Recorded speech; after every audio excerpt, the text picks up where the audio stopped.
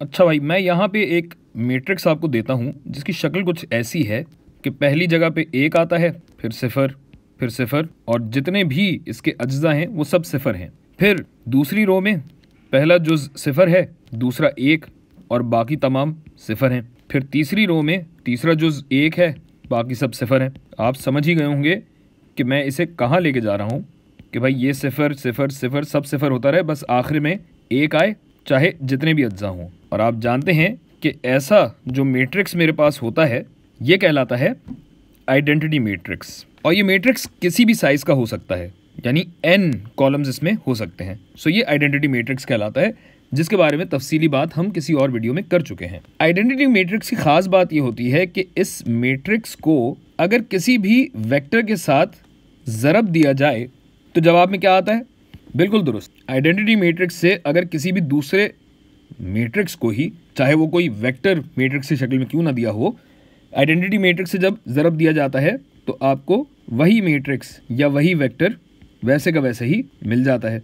जिस तरह अगर किसी भी चीज़ को एक से ज़रब दिया जाए तो वही चीज़ आपके पास दोबारा आती है। तो बात यह भाई, अगर हर कॉलम को हम एक नाम दे दें और ये नाम ई की शक्ल में हो, यानी ये हो गया E1, ये E2, E3, कहाँ तक En तक अगर होगा, तो ये जितने भी अज्जा हैं E1, E2, E3 से लेके जितने भी ई आपके पास हैं, जो कि दरअसल सारे कॉलम हैं इस आइडेंटिटी मैट्रिक्स के, इनको कहा जाता है स्टैंडर्ड बेसिस फॉर Rn।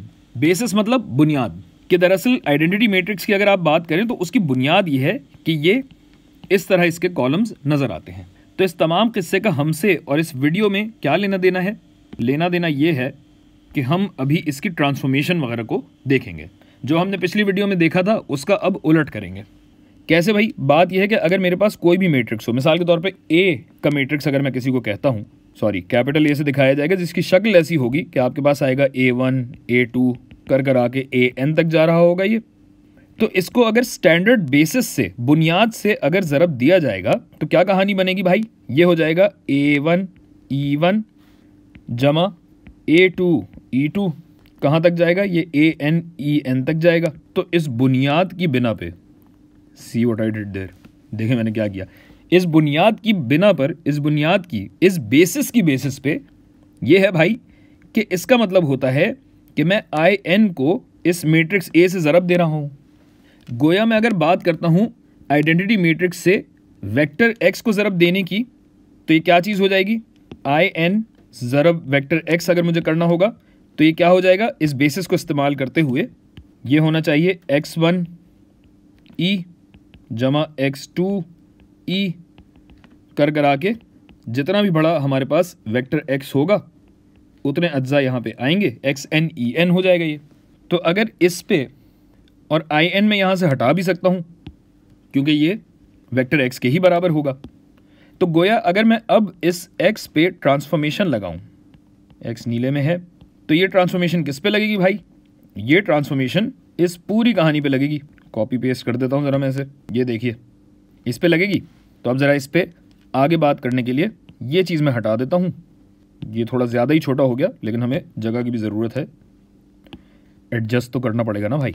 अच्छा, अब बात यह है कि अगर ये ट्रांसफॉर्मेशन लिनियर है तो इस सूरत में ये क्या होना चाहिए कि अगर पूरी पे ट्रांसफॉर्मेशन, यानी पूरे के सम पे, हासिल जमा पे अगर ट्रांसफॉर्मेशन लग रही है तो इस ट्रांसफॉर्मेशन का मतलब होता है कि ये हो जाएगा ट्रांसफॉर्मेशन X1 E1 की, सॉरी 1 2 सब आएगा 1 2 जमा ट्रांसफॉर्मेशन X2 E2 की, कहाँ तक जाएगा ये ट्रांसफॉर्मेशन होगी? जाहिर है जितने हमारे पास X हैं उन सब की ट्रांसफॉर्मेशन होगी, तो XN EN ये हो जाएगा।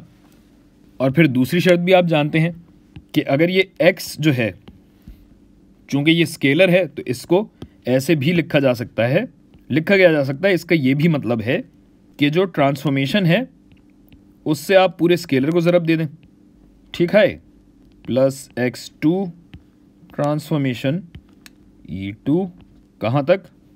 XN ट्रांसफॉर्मेशन EN की, जिसको हम यूँ भी लिख सकते हैं कि ट्रांसफॉर्मेशन वेक्टर X की दरअसल बराबर होगी E1 की ट्रांसफॉर्मेशन, E2 की ट्रांसफॉर्मेशन, ई एन की ट्रांसफॉर्मेशन तक ये जो वेक्टर बनता है ज़रब वेक्टर x जो कि होगा x1 x2 xn तक।